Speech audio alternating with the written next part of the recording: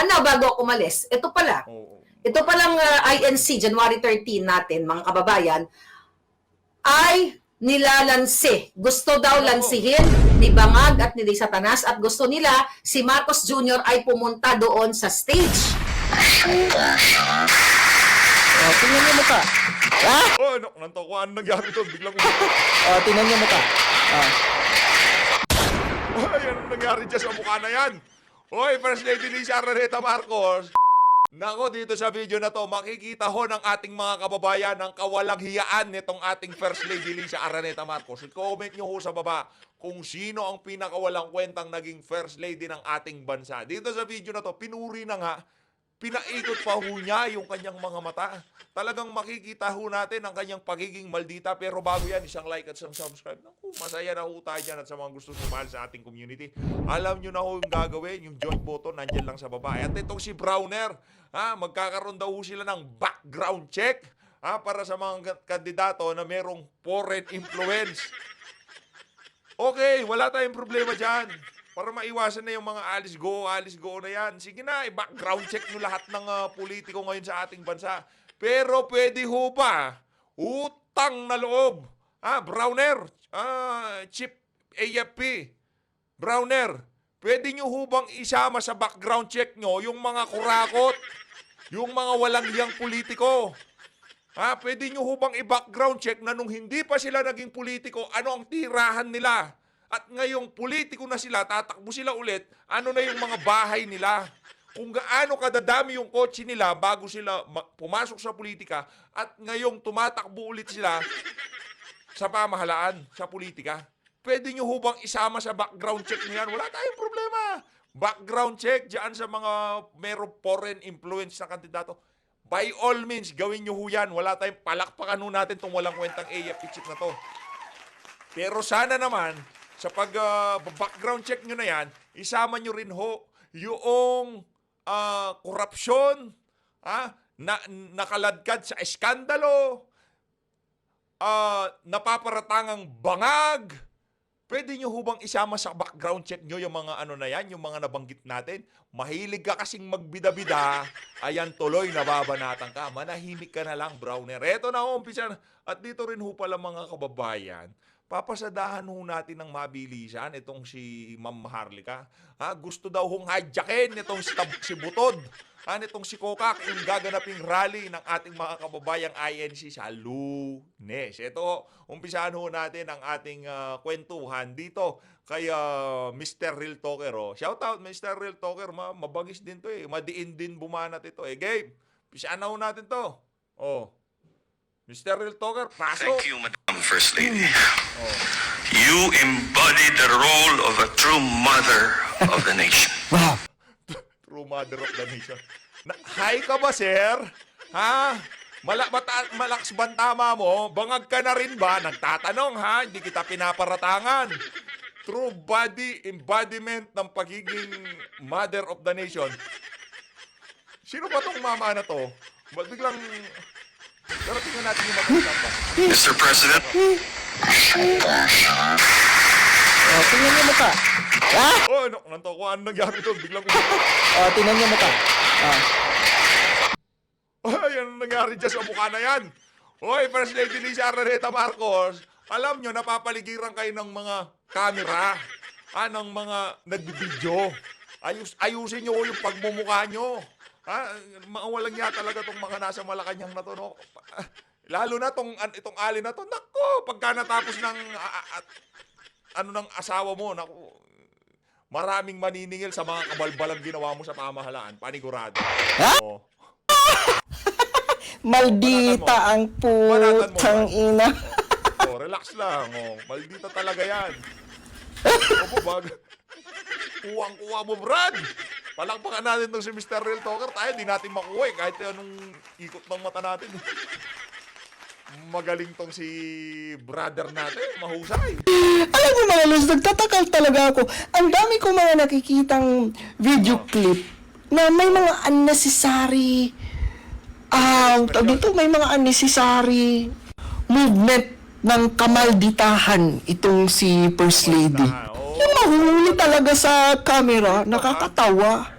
Di Diba, sosyal yan? Yan ba yung disente? Diyos ko, dami ng mga clips na parang natiyang tanga.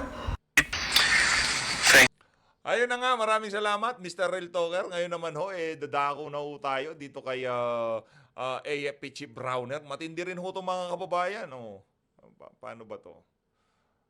Lipat ho tayo dito. Pero yan, para mas malaki. Yan, dito ho tayo. Okay, okay. O, game na ho natin to. Matapos ang naging kontrobersya kay dating Bamban Tarlac Mayor Alice Guo, nangako ang AFP Gob Chavit, huwag niyong kalimutan, number 58 sa balota at itong si Attorney Jimmy Bondok, number 10. Naku, napakadali. 1-0. Attorney Jimmy. Ito naman si Senator Christopher Bongo, number 20. Ilista nyo na ho yan. Lahat ng pangalan na makikita nyo dyan, wala ho kayong talo. Panigurado, magtatrabaho yung mga yan. Senator Bongo, ang bisyo magserbisyo. Ito namang senator ba to? Naku, kumakanayan, ika nga, di ba? Hindi ho yan iniwan itong si VP Sara nung nandun sila sa veterans. Itong si Raul Lambino, naku, napakahusay na abogado at talagang mapagkakatiwalaan. Ito, may prinsipyo itong mama na to, number 58. At syempre, wala na hong dapat ipaliwanag dyan kay OJC. Kitang-kita ho kung anong ginawa nitong si Pastor Apollo Quibloy. Napanood nyo ho yung interview nitong, hindi pa ho yun. Patikim pa lang yun sa mga susunod na panahon. At ito namang mabilis yung natin Hindi tayo makasegue ng kailangan bagalan natin yung transition na yan sa susunod. kasama ang COMELEC at PNP na tututukan ang mga kandidato sa darating na eleksyon. Ang detalye sa agenda report ni Francis Folve. Ayaw nang maulit ng mga otoridad ang kaso ni Go Huaping na isa raw Chinese citizen at inakusahan pa na isang espiya. Kaya't ang AFP nagsasagawa na ng background checks sa mga kandidato para masigurong walang anumang foreign influence ang midterm elections sa Mayo. Ayon kay AFP Chief Romeo Bronner, oras na makitaan ng red flag ang sinumang kandidato, agad itong ipapaalam sa COMELEC para sa kaukulang aksyon. Ang Yung bang, yun lang ba ang titignan nyo, yung merong foreign influence? Hindi nyo ba titignan kung sino yung mga biglang yumaman ng kanilang pamumuhay noong before and after sila makapasok sa politika? Hindi ko ba red flag sa inyo yun? O kung hindi red flag yun para sa AFP, palakpakan natin ang ating armed forces, anak ng tokwa, oo. Ibang klase ho mga kababayan. Yung mga merong foreign influence, by all means, imbestigaan nyo, pakulong nyo lahat ng mga yan. Pero yung merong bayad ng korupsyon at pinagkakamalang bangag, okay lang, takbo kayo sa pamahalaan. Walang problema yan sa ating AFP. Ang COMELEC, iniiwasan din na magkaroon ng foreign funding na maaaring gamitin sa vote buying. Ang PNP naman, binuksan na ang kanilang Elections Monitoring Action Center para sa paparating na halalan. Inilabas na rin nito ang listahan ng tinatawag na Election Areas of Concern. 4 ang klasifikasyon nito. Green kung saan tahimik at walang For sure, ang Davao kulay red yan. Di ba? Sigurado sino maglalabas ng classification? Yung nagsabi na Chief PNP na yung mga adik nagpapahaba lang sila ng oras dahil kailangan nilang kumita. Anak ng tokwa. Meron ka bang saltik, ha? na itatalang karahasan sa lugar. Yellow kapag mayroong history ng election-related violence. Orange sa mga lugar na may presensya ng private armed groups at intense political rivalry. At red naman kapag kombinasyon ng yellow at orange. 38 ang nasa red category na karamihan ay nasa Bangsamoro region. Pero paglilinaw ng COMELEC, hindi dapat mangamba ang sinumang nasa areas of concern. It's more directed sa amin, hindi sa mga tao. Para naman, alam namin kung saan. Itong mama na to, walang yaho ito no? Tinanggal sa listahan itong si Ma'am Nene Bacale. Anak ng tokwa, oo. Siyempre, yun nga namang patron niya, itong si Tambalusdos, di ba? Para wala nang kalaban, sure win na. Takot to Ang lakas kasi ni Ma'am Nene Bacale, pati yung mga nasa lugar nila, dyan sa First District ng Tacloban, gusto ho itong si Ma'am Nene Bacale. Ipe-preposition ang puwersa. Alam namin kung alin yung mas i-monitor closely. Alam namin kung paano kami magre-react in the event na mayroong problema, especially in red category areas. Pero hindi po ito directed sa tao o sa local government unit o doon sa mga, basta sa buong sambayanan na yon. Bakit? Kasi baka akala po porket naka-red, matatakot na and it will practically drive away investors. Wala po, hindi po yon para sa kanila, para po sa amin yon. Sa ngayon, wala pa naman daw lugar na idinideklarang under COMELEC control. Simula rin sa January 12, magpapatupad na ng nationwide gun ban hanggang sa June 11. Pinagtatanggal na po namin yung mga pulis na may mga kamag-anak na kalaban sa eleksyon. Then second, yung preparation nga namin na talagang gun ban, loose firearms, looking dun sa mga gun for hire, yung mga pugs, tinatanggal natin. Kanina, we're also talking about Tinatanggal daw ho nila, pero yung mga nagpapahaba ng oras, okay lang yan. with our chairman, yung mga finances, yung mga ano ba yung gagamitin na financial na mga ito, baka coming from the illegal. And we're looking for that, no? And dapat hindi pwede magamit. Yun po yung preparation natin.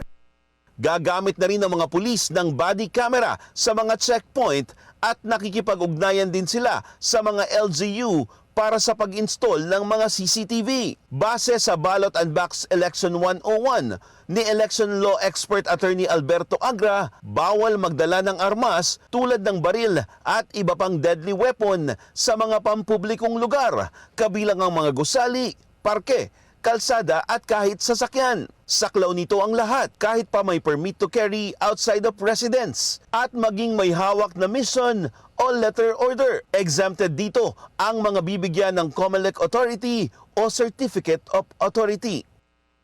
Maganda raw ang koordinasyon ng AFP at PNP sa preparasyon nila sa halalan. Bukod sa background checks, pagtutuunan din nila ng pansin ang paggamit ng artificial intelligence at mga app para hindi ito magamit sa vote buying. Para sa agenda, Francis. Mga kalokohan nyo talaga. O eto ho. Rekta ho tayo dito kay Sylvester. Hindi. Ano to kay Buto dito? Plano daw hong adyakin ang rally ng INC. Naku, ito talagang si Lisa Araneta Marcos. Oo, lahat ho ng niya, mga kabalbalan niya, akala ho siguro niya may itatago niya sa sambayan ng Pilipino. Sa ayaw sa gusto niyo, lalabas ho yung mga kabulukan niyo dyan sa Malacanang. Pakinggan ho natin. Etong si Ginang Maharlika, eto matindi ho ito. The Philippines. Bago ako umalis, ito pala. Oo. Ito palang INC, January 13 natin, mga kababayan, ay nilalansi. Gusto daw lansihin ni Bangag at ni Satanas at gusto nila si Marcos Jr. ay pumunta doon sa stage. At Ayun. nagpapaimbita sila sa INC. Nako. Ngayon, naintindihan ko ang INC na Kakatakot yan. Kakatakot po yan, ha? Nandyan tayo tapos biglang lalabas yan si Marcos Jr. Sigaw tayo ng pagkakaisa, unity yun. Biglang lalabas tong si Marcos Jr. Pero sa tingin ho natin, hindi pa hihintulutan niya ng pamunuan ng INC. Yan ho ang hindi tayo sigurado pero tiwala ho tayo na hindi pa hihintulutan niya na mabahiran ng politika ng mga kababayan nating INC. Palakpakan ho natin na napakalaking effort ho yan yung pagsasagawa ng malakihang pagkilos na hindi ho biro yan na yan kumbaga talagang malaki ang gastos, mahirap, pero ginawa pa rin ho ng mga kababayan nating INC dahil doon mga kababayan, papalakpakan ho natin at sasaluduhan natin ng matikas yung mga kababayan nating INC. Matikas na saludo. Kaya may sound effects. ang kanilang layunin ay para pag-unite ang bayan. Pero sir, mga mga father, di ba mga kapatid, hindi na po mangyayari yan. Dalang intensyon ng bangag na ito at ni Lisa Tanas ay sirain, nakawin, mangidnap at lahat ng pwede nilang maubos na kayamanan ng bayan ninyo, bayan natin, ay tatanggalin nila. So kung ibiimbitahin nyo si Bangag dyan, ano sasabihin niya? Oo, kinanta Eduardo, huwag na kayo mag-rally-rally, magbati na kami ni Inday Sara. Bubuduli na naman kayo. Strategy yan ni Lisa Tanas, and I hope po, dahil we are supporting you sa inyong panawagan na talagang dapat tutukan ng gobyernong ito ang pagtaas ng bilihin, suliranin ng mga mamamayan, walang trabaho, alam nyo na yan, bills, mga pagtaas ng mga services and everything, di ba? Huwag na kayong magpagamit. Tuluyan nyo na to. Ang KOJC, ang GIL, I hope, GIL, Doon naman, ano yan? eto, bago ko umalis, napag-alaman ko na itong mga Dilawan aligned, which Oh. is, andyan yung mga pare na mga retired father. Andyan si Shelo Mag. Mga mother father, yung mga nasa yung mga nagsasampa ng impeachment na miyembro ng simbahang Katoliko, sila mother and father. Di ba may madre o mother? Yung pare, father, mga mother, father yung mga nagsampa ng impeachment kay Bibi Sara na miyembro ng simbahang Katolika. Sila lang, di natin linalahat ha. Yung si Father Adik at yung mga kasama niyang mga madre, yun, yung mga mother, father. No, Dilawan aligned naman yan, pero ang maganda sa kanya, nagsasalta siya. Madam, okay? Huwag na kayo magplano ng ibang date. 'Di ba? Sa inyong pag-speak up. Huwag nyo na kasi nakarating to sa akin na information. Para bang mayroon kayong plano na gusto nyo makuha yung credit, yung paghihirapan ng mga magra-rally o magpi-peaceful rally like INC or KOJC or GIL or Adventist or whatever, kung ano pa. Huwag nyo nang planuhin yan. Kung talagang totoo ang inyong sentimiento, ayaw nyo sa ginagawa ni Bangag sa issue ng PhilHealth, kasi yan yung tinututukan ninyo, wag na kayong maghiwalay pa. Dahil ang layunin naman ng INC, Pilipino yung mga yan. Pwede naman kayo makipag-coordinate doon eh. 'Di ba? O pwede kami magsalta sa stage kasi pareho tayo ng sentimiento. Wag nyo nang, I'm not gonna say anything bad sa inyo. Pero alam ko galawan nyo. May mga nakakarating sa atin. At hindi mangyayari yan. Nasa inyo ang credit. Dapat ang credit sa taong bayan. Na kayo sa January 13, kasi hodang INC, JIL, Catholic yan, kung sukang-suka na kayo sa ginagawa ng Bangag, ito yung mga appointee ni Bangag, katulad ni Erich Sylvester, makiisa tayo sa ating mga kapatid na INC. Pilipino sila, whether you are Muslim o kung ano pa, kung gusto mo nang magsalita, mapamilitary ka man, maparetired ka man, pumunta ka. Hindi ito usapan kung kaninong credit. Dahil lahat ng ito, kapag nagwagi ang taong bayan, kayo ang makikinabang. Hindi naman si Marlica. Correct. Okay? Magiging happy. Again, tayo ho, hindi ko kayo dinidiscourage na magpunta dyan sa rally na yan. Kung gusto nyo hong dumalo ho kayo. Pero tayo ho, personal ho na meron ho tayong asikasuhin. Kaya hindi ho tayo makakadalo dyan sa rally ng mga kababayan nating INC. Pero suportado ho natin at i-cover ho natin yan dito sa PH Update. Yun ho ang sigurado. Lang ako. Wala po akong pakinabang dito sa inyo dahil hindi ako magpapa-appoint kahit kanino man na hindi na i-renounce ang citizenship. At wala pa ako sa stage na yan. My life is here. Andito ang buhay ko. Ang maitutulong ko lang sa inyo na itaya ang alindog ko kahit nagpadala na ng assassin si Bangag para mag-expose ng kajotahan katulad nito, mga fraudster ni Tulfo at lahat. Alam niyo na, ayoko na ulit-ulitin yung mga pinagsasabi ko para lang akong paulit-ulit but paminsan-minsan ulitin din natin araw-araw. Ba't ganun pa man? Yun, ha? Kayo dyan na mga Makakalimutin ho kasi yung mga Pilipino kaya kung pauulit-ulitin nitong si Binibining Maharlika yung kanyang mga binablog, okay lang naman ho yun, walang problema. And sa Dilawan, maganda yung ginagawa ninyo. But don't grab the credit, darling. Okay?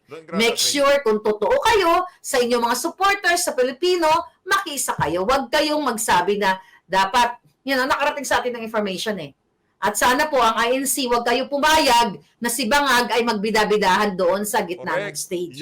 Kasi pag nangyari yan, mag-iisip kami ng something. We'll see what's gonna happen. But for now, hindi naman ho siguro pahihintulutan yan, no? Hari nawa, wag mangyari yan. Nakakatakot, no? Kasi marami ho tayong kakilala na dadalo dyan sa rally na yan na hindi nila gusto ang pamumuno nitong si Bangag ngayong mga panahon na to. Tapos makikita nilang aakyat dyan, sisigaw-sigaw siya ng unity doon. Meron ho tayong sinusuportahan namin kayo, even dito sa Amerika, Europa, Japan, kung saan pa man, we are supporting your panawagan. 'Di ba? Na gisingin ang mga mamamayang Pilipino sa kaletsehan ng gobyerno ni Bangag. Yan ang totoo. Parang hindi yata. Ano yun? Then Scorpion, meron kang property, hektaryang alindog. Yes, meron ako niyan. Yan ang meron kayamanan ako. Liz Vergara, thank you so much, my darling Clementine. Ayun na nga mga kababayan, no? Ito si Darling Clementine, papaalam na ho. Dito na ho tayo kay Attorney Trix. Ito ho talaga yung pandiinan. Itong si Browner at yung SWS, naku, sasalansanin nitong si Attorney Trix. Pagka abogado ho talaga nagsalita, iba ho, no? Si Attorney Vic, pagka siya sumalansan sa issue, talagang pati yung mga maiintindihan no, 'di ba? Pati yung mga may duda na ayaw siya iboto, napapa Senator Vic ho sila basahin niyo yung mga comment. Nasa 500,000 views na ata yung sa ABS. Basahin niyo ho yung mga comment. Napapa Senator Vic Rodriguez na ho sila doon sa interview niya kay Karen. Congressman Eric Sylvester. Mali. Ito. 50% ang hindi sang-ayon. Tama ba? Yung.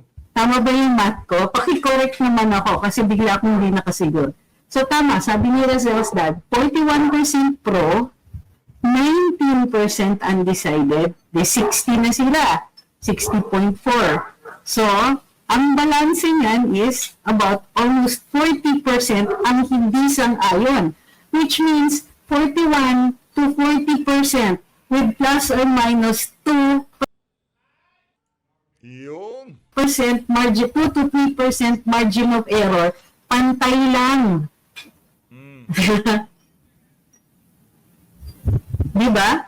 So, ang pinagdidiinan nila is that NCR at saka Balance Luzon daw ang highest na sang-ayon. Syempre, tinutukan ng kanilang media. Lalo-lalo na, syempre, Balance Luzon includes the Great North, na kung saan, syempre, mas madali.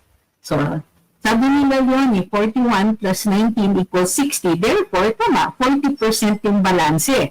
And therefore, 40% ang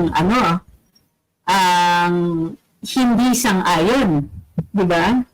Hindi totoo yan. Sabi ni Marvin, kaya pala nag-attorney ka, ayaw mo pala sa math. Excuse me, scientist po ako. Ang hirap rin po kaya ng DNA, nag-aaral ka ng genetics. Meron din pong math. Meron din po kaming biostat. So, hindi po yan sa ayaw ko sa math. Naniniguro ako dun sa aking formula.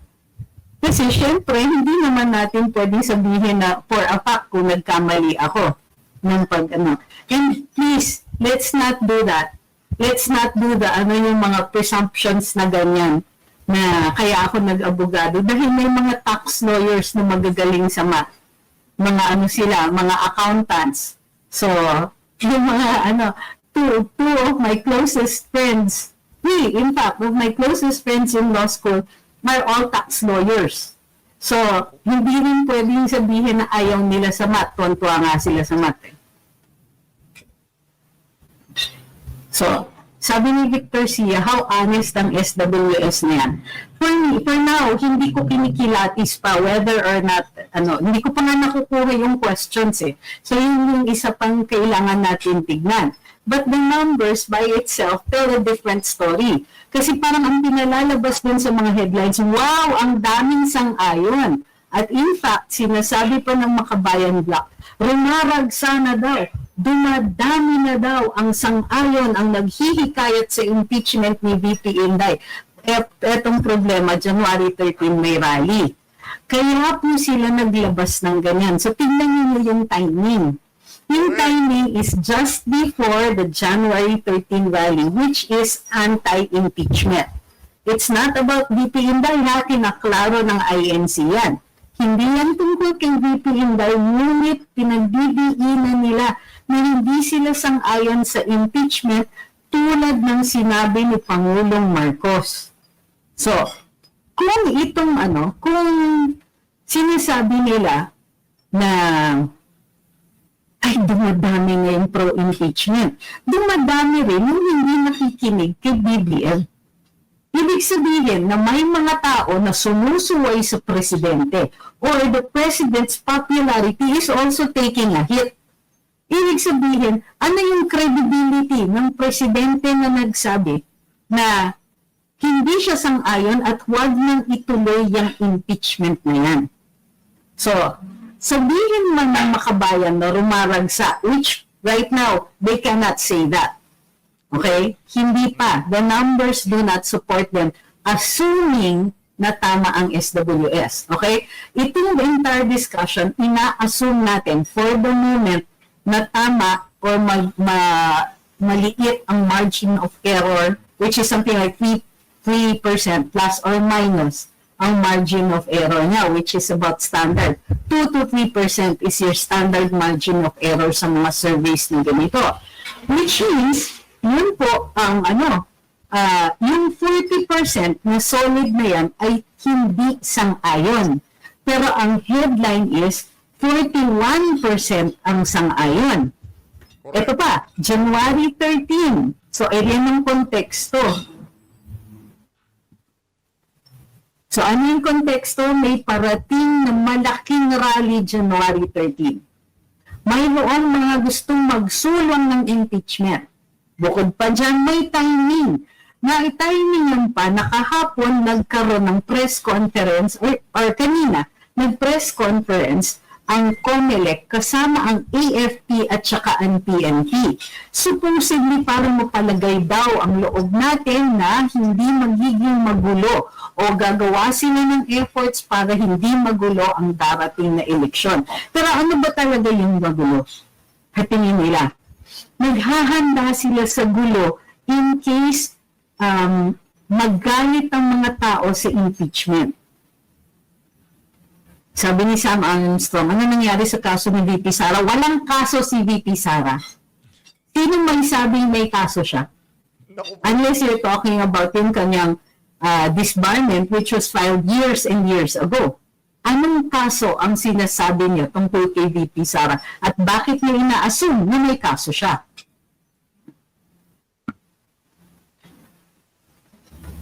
Sabi ni May Moreno, good evening, at palagi akong nanonood sa replay ngayon, naka-timing, kaso parehas timing ni Mika Eric, kaya dalawang cellphone ko nakabukas. Sabi ni Razel's dad, hindi malinaw pa paano isinagawa ang survey. So, isa pa yon. Isa pa, probably there were past surveys at ngayon nang favorable sa kanila ang resulta kaya nilabas na, sorry, but SWS is not the SWS of the 90s. I understand. But we are discussing this assuming just for the moment na mamaya bakbakin natin pagka lumabas na yung ano ba yung survey questions na ginamit, saan sila nag-survey and so on.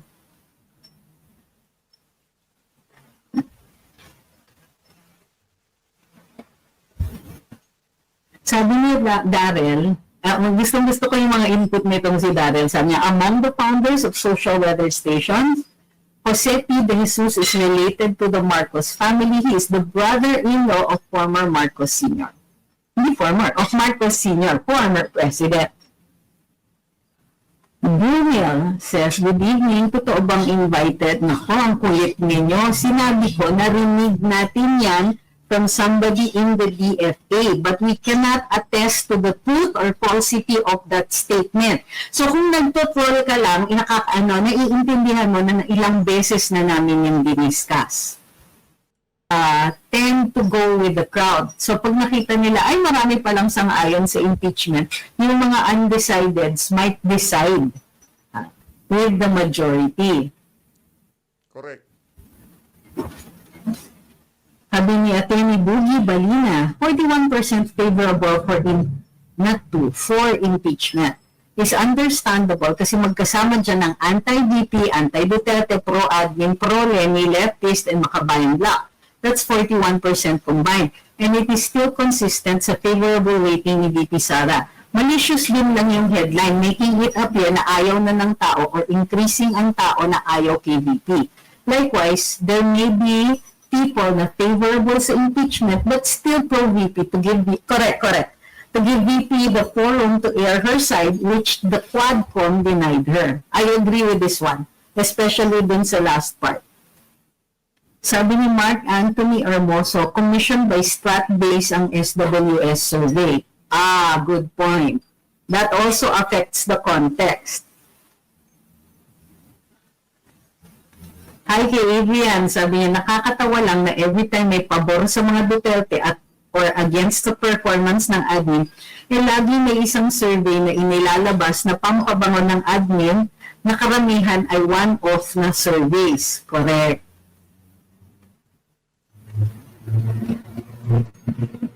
Next.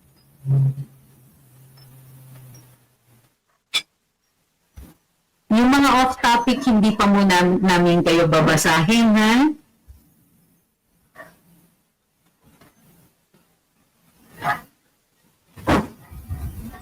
Sabi ni Davao Investment, ang tambalos-los group sa Congress medyo tahimik pa. Niluluto pa nila yung hearing against the vloggers.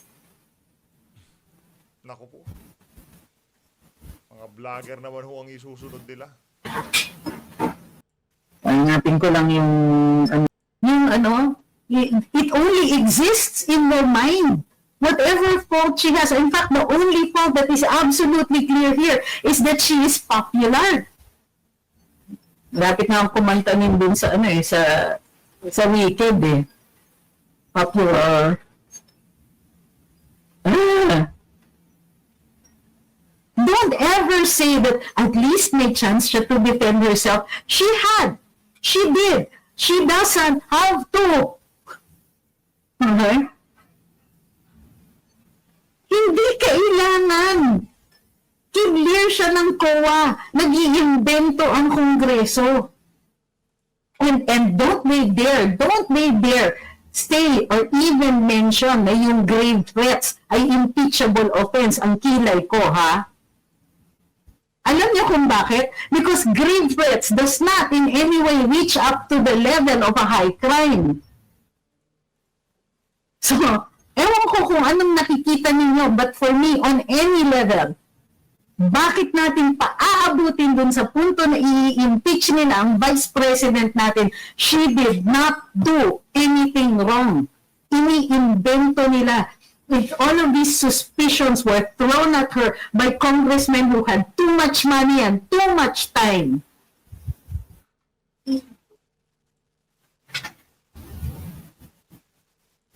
Nagsalita na ang COA and in fact, asa na yung investigation on any crime that she had committed. Sabihin pa nila, hindi nga nila ma-prosecute siya for the alleged grave threats. Paano nyo ipalalabas na yan ay high crime? Tingnan nyo nga kung ano yung grounds ng impeachment. Gusto lang nilang pahiyain ang vice-presidente. They want to drag her through the mud. And I, for one, do not agree that we should allow that to happen. Correct. Naku, Kung pilitin nila, I want them to know ayoko.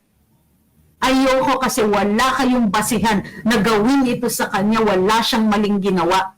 Di nyo nga makalkal yung sa presidente, pakalkalin nyo yung sa vice president.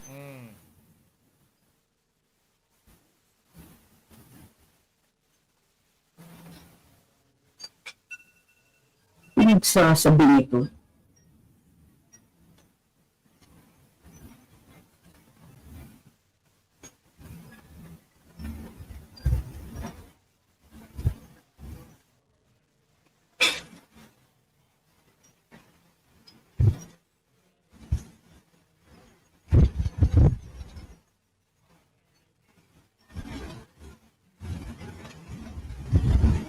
Tingnan mo, makasarili ka talaga dyan eh. Sabi ni Ricky Panuelos, okay lang ma-impeach si Inday, this will give way for the candidacy of Benji Magalong. Kailan naging unfair or unjust si Benji? Pakisabi nga, hindi siya yung type na magbe-benefit from injustice, done to somebody else. Pakitignan ninyo nga yung kandidato niyo, kaibigan ko si Benjamin Magalong. And he is not the type who will suffer an injustice para mag-benefit siya. Ingat naman kayo. Huwag niyo nang gamitin yung pangalan ni Mayor Benji kung ganyan din lang. Yung okay lang na may injustice para manalo yung kandidato ninyo. Wow. Pati kandidato ninyo, I'm pretty sure ayaw niya yun because that Magalong is a fair man. Correct. Naniniwala ako tayo dyan.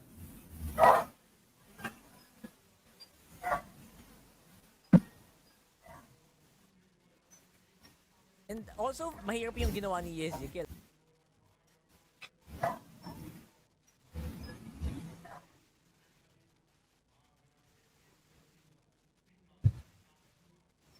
Sabi ni Isla, dapat dalhin sa zoo ang mga nasa Congress at Senado. Rolin says, let's all pray for VP Sara. Sabi ni Sam Keys, si BBM ang kalkalin yung mga crocs. Ngayon lang sa buong buhay ko pinagdasal ko ang isang politiko, si VP, sabi ni Ma'am Abigail Corpus. Hi kay Master J.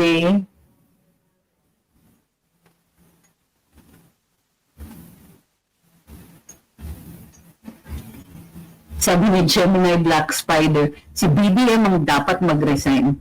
Glenda Blair Malupa says, exactly po. Tama po ba? Bakit papupunta ECOA na nagsalita? Ipitin lang siya at pagkaisahan lang siya.